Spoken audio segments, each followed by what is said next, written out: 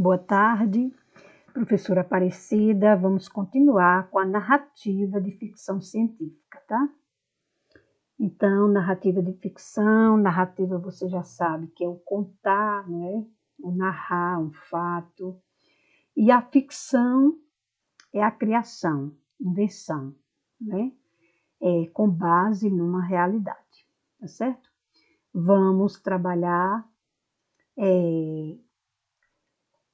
a narrativa de ficção científica, tá? Que tem base na ciência, a fantasia a respeito da ciência, né?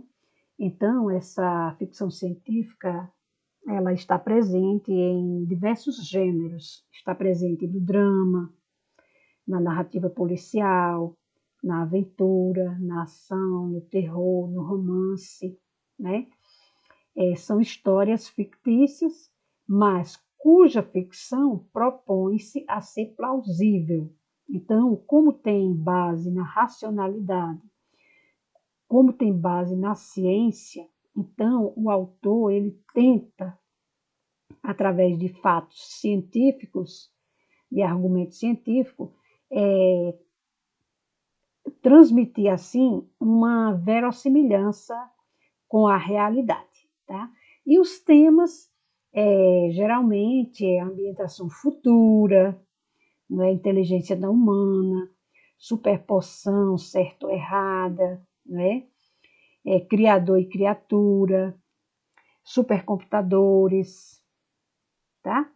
Outras características dessa narrativa de ficção científica é a caracterização noturna. Então, tem muito a ver com o estudo, com a ciência. Então, isso aí está muito presente nessa caracterização noturna, às vezes, né? Nos cenários, apresentam-se ambientes ligados aos estudos científicos, como laboratórios, consultório médico, observatórios de astronomia e muitos outros, não é? Tem um tom de surpresa, descobertas, né?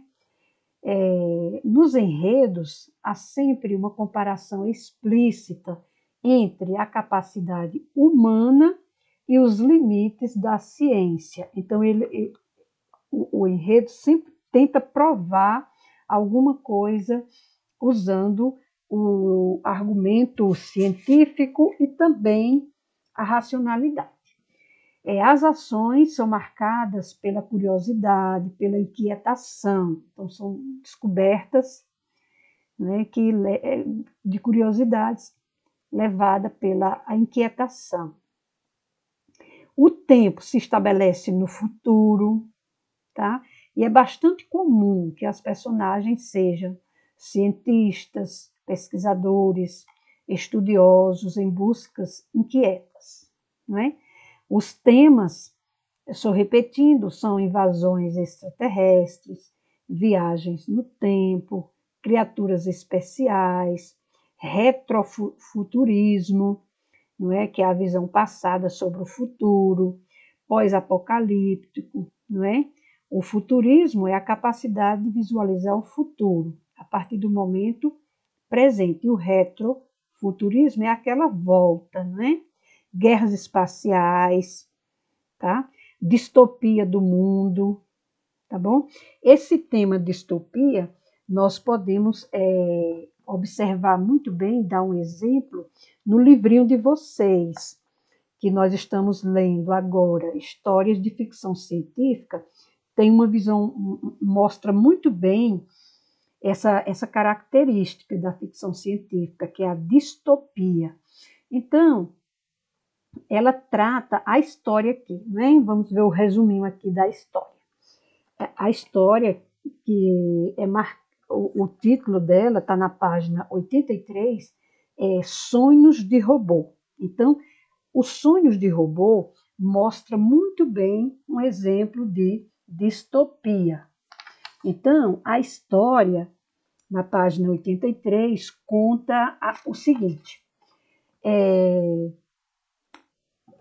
Tem os personagens, né? A doutora Susan Calvin, ela é chefe é uma, é um cérebro positrônico, não é?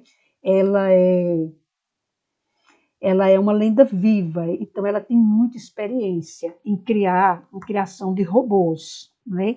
E ela criou, assim, juntamente com uma equipe, uma sociedade de robôs. Eles faziam os robôs, mas os robôs, assim, para o trabalho, entendeu? Para o trabalho. Então, os robôs nada sabiam, então, tudo que os robôs sabiam era que tinham que trabalhar, e eles nunca se cansavam, e eles só obedeciam, eles não conheciam de nenhum direito, certo? Então, era essa sociedade feliz, criada aí por a doutora Susan e uma equipe, não é? Na leitura do Sonhos de Robô, mostra bem a doutora Calp, mas deve ter uma equipe. Então, veja, aí tem a outra doutora também, ela é uma robô psicóloga, né? Ela é nova, vamos dizer, na empresa, né? E inexperiente, né? Segundo as características dela lá. Ela criou um robô, é o robô LVX1, Elvix, Elvix. Ela empregou na criação a geometria fractal, que é estudo bem próximo do ser humano. Então, o que aconteceu com esse robô específico? Esse robô, ele começou a sonhar, né? Ele começou a sonhar. A doutora Linda, quando descobriu isso, que ela tinha criado esse robô dessa forma, ela agiu sozinha, né? Foi uma experiência que ela agiu, ela não consultou ninguém, ela agiu sozinha, criou esse robô. Só que bem próximo do ser humano. Então ele sonhava. Aí quando ela viu essa palavra sonho desse robô, aí chamou a chefe lá, né? Que era a Susan Calvin, que até chamou a atenção. Porque como é que você faz um evento assim e não consulta ninguém, não pede permissão e tal? Eu sei que ela criou. As duas foram assim, ver o robô e analisar. E o robô começou a falar que ele sonhava, não é? E nos sonhos dele ele descobriu assim uma certa liberdade para todos, né? Para todos os robôs. Então, essa descoberta dele, assim, essa saída desse trabalho forçado, sem reflexão, sem direitos, ele fez essa descoberta. Então, a doutora-chefe, né, a Susan Calvi, que era a lenda viva em experiência, ela não gostou. Ela não gostou, começou a entrevistar lá o robô, e o robô contando, e muito inteligente, assim, pelo que ele entendia, eles estavam no sofrimento. Ele, o povo, que os outros robôs.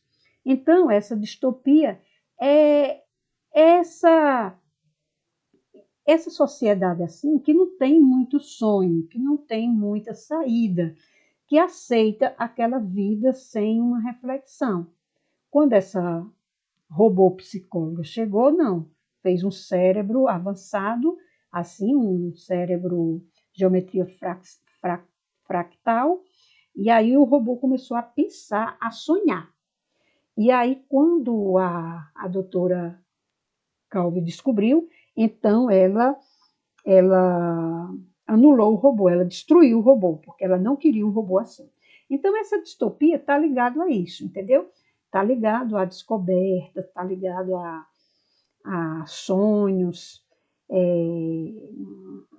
isso, é a pessoa que vive aquela situação e não tem muita esperança porque não sabe, são assim, do tipo inocente, como esses robôs, não é? Que só trabalhavam, só obedeciam e eles não tinham noção de nada. Então, um dos temas e uma das características da ficção científica é justamente essa distopia, tá? Essa distopia mostra bem esse tema na página 83 do livro de vocês, que o robô, ele conseguiu, não é, pensar, e ele, se tivesse continuado, assim, se ele não fosse destruído, ele ia levar todo o povo junto, não é? Ele ia convencer, ele descobriu, não é? Então, o resuminho, depois eu leio aqui durante a aula para vocês. Mas é bom você reler na página 83. Mostra bem essa característica, esse tema da ficção científica, a distopia, tá bom? Então vamos lá.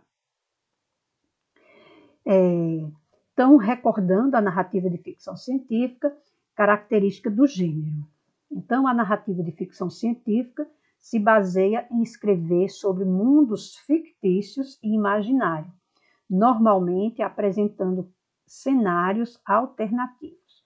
O tempo se estabelece no futuro e é bastante comum que as personagens sejam cientistas, pesquisadores, estudiosos em suas buscas inquietas. Então, outras características, né, do gênero. Com certeza vamos pedir, no mínimo 4, né? Caracterização noturna, às vezes sombria. Nos cenários, apresenta-se ambientes ligados aos estudos científicos, como laboratórios, consultórios médicos, observatórios de astronomia, muitos outros. Nota-se no enredo um tom de surpresa, não é? Que é a descoberta assim da ciência, com base na ciência. Apresenta-se nos enredos uma comparação explícita entre a capacidade humana e os limites da ciência. Então, está sempre ligado a esse tema ciência e a essa descoberta, não é? Então, as ações são marcadas pela curiosidade, pela inquietação. Então, através de estudos científicos, busca-se essas descobertas porque para aquietar-se, né? Porque como tem a vontade, a inquietação de descobrir, então, através da ciência, eles conseguem mostrar o seu feito, o seu invento científico. Agora, curiosidades sobre o gênero textual. Então, veja, pode-se classificar a narrativa de ficção científica sob um subgênero dos romances de aventura, mistério, drama e horror. A diferença essencial é que, diferentemente dos demais gêneros, tenta convencer o leitor de que as situações apresentadas podem não ser possíveis no momento atual, mas são verossímeis, baseadas em explicações científicas ficcionalizadas. Ou seja, a história ela tem tanta base com a realidade que ela pode não ser real no momento atual, mas quem sabe no futuro. Então, elas tendem a ser plausíveis, certo? O gênero ficcional começou a surgir no século XIX e se refere às narrativas que incluem componentes científicos como essenciais ao andamento da trama. Consiste também na elaboração de fatos e princípios científicos em forma de narrativa, mas também pode abordar temas fantásticos que, inclusive, contradigam tais fatos e princípios. Entretanto, nas duas situações deve haver algum nível de verossimilhança. Ou seja, a linguagem utilizada é aquela linguagem racional, não é? Aqueles temas científicos, aquelas palavras da ciência que tendem a ser plausível. Então, mesmo que seja dentro desse gênero, desses gêneros,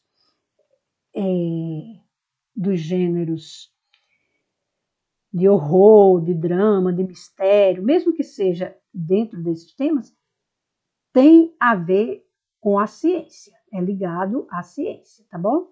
Bons exemplos desse gênero narrativo são a novela Frankenstein, né, da autora inglesa Mary Shelley, o terror psicólogo de Robert Louis Stevenson, O Médico e o Monstro, né? Ele é uma ficção, mas mas as palavras, os termos são tão científicos, né, que leva o leitor a refletir e a aceitar como plausível.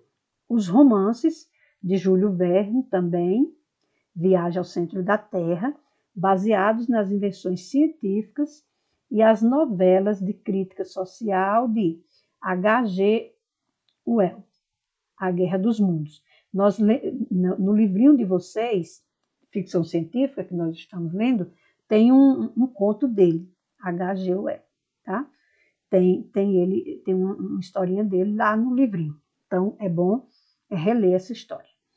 Por fim, vale a pena comentar um caso interessante que ocorreu em 1938, quando então o jovem diretor cinematográfico Orson Welles leu em rede nacional pela emissora SBS, Columbia Broadcasting System, a novela A Guerra dos Mundos, até então desconhecida.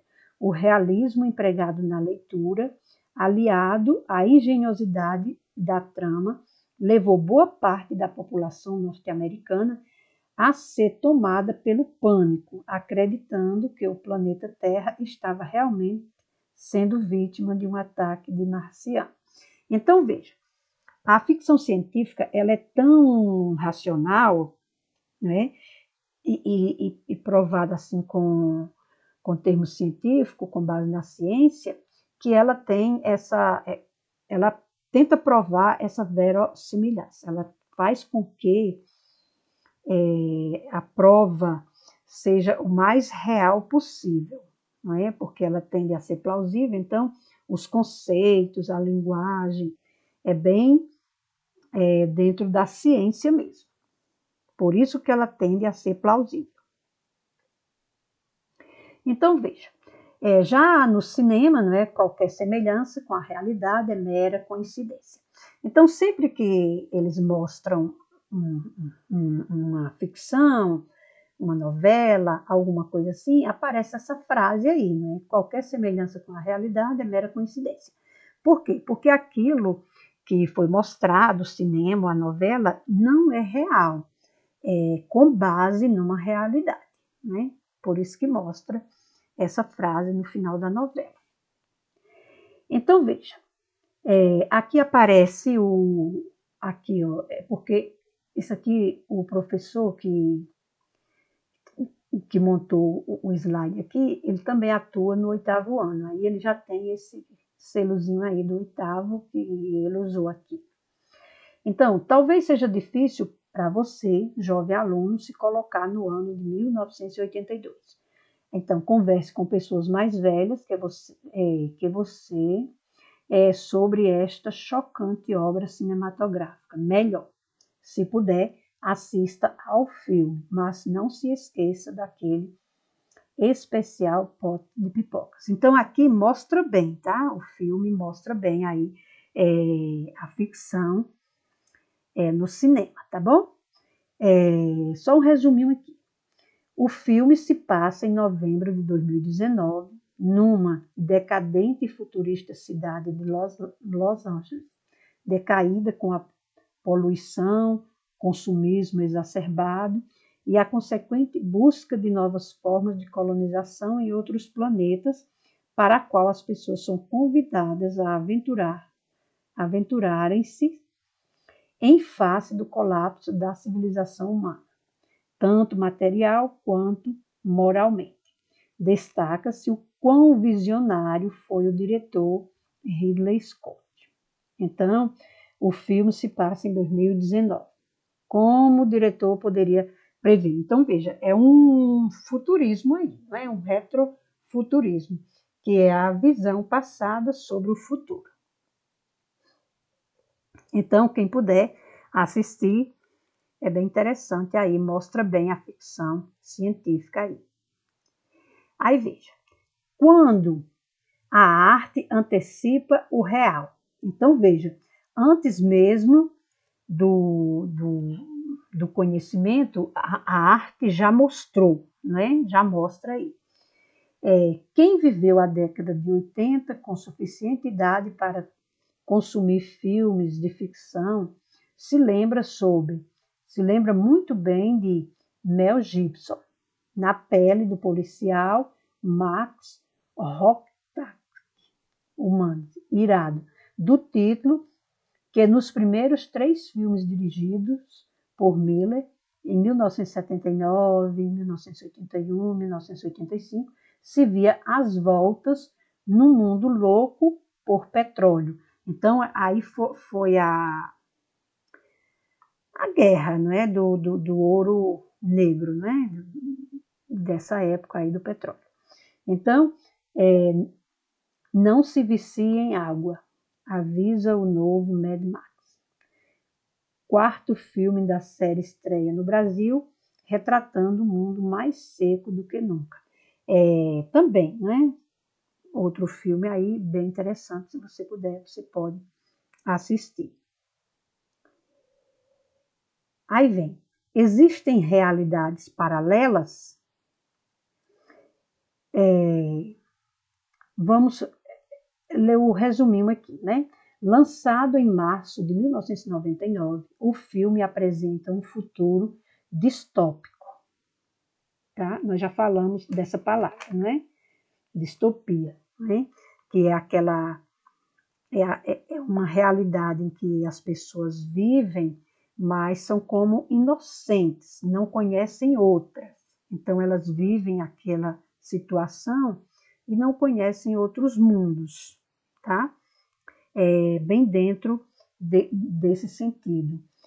Que mostra bem esse distópico aqui, essa distopia, no livrinho Histórias de Ficção Científica, Sonhos de Robô, de Isaac Asimov, página 83. É bom reler, porque mostra bem essa característica aqui, ó, distópico, tá? É uma realidade que as pessoas vivem porque não conhecem e acham que nunca vai sair daquele mundo, que aquilo é o normal, é o real, né? Lá na historinha do Sonho do Robô foi quando a robô psicóloga cria um cérebro positrônico bem próximo a...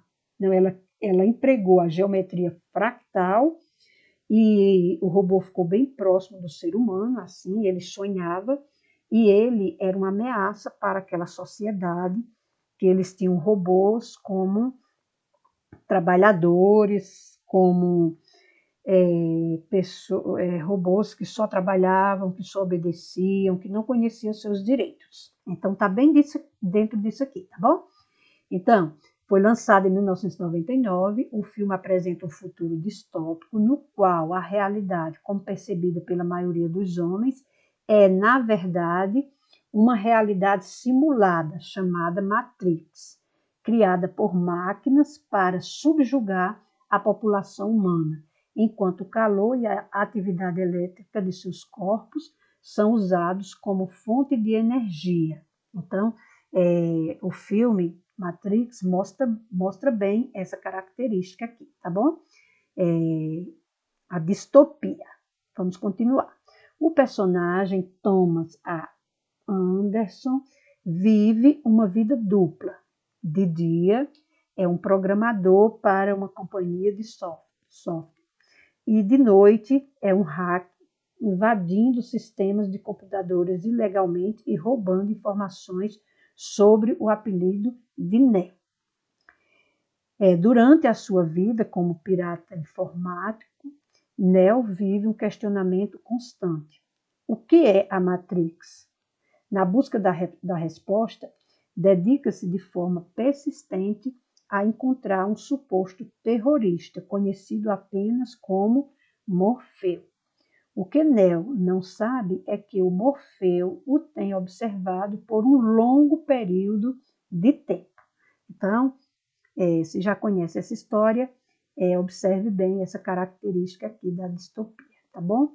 E sem falar, tem base na ciência, supercomputadores, e é a fantasia a respeito da ciência, tá certo? Aí vamos voltar às características para fixar bem. Nós vamos pedir, com certeza, características da ficção científica, né? É importante, portanto, recordar os temas comuns das narrativas de ficção científica, né? Invasões extraterrestres tem muito a ver com a ciência, viagens no tempo, criaturas especiais, retrofuturismo, superpoderes, pós-apocalípticos, não é? Guerras espaciais, distopia do mundo. Essa distopia é o que nós já discutimos aqui, não é? Então, a historinha lá do livro Ficção Científica, que estamos lendo, não é? Sonhos de Robô, de Isaac Asimov, página 83.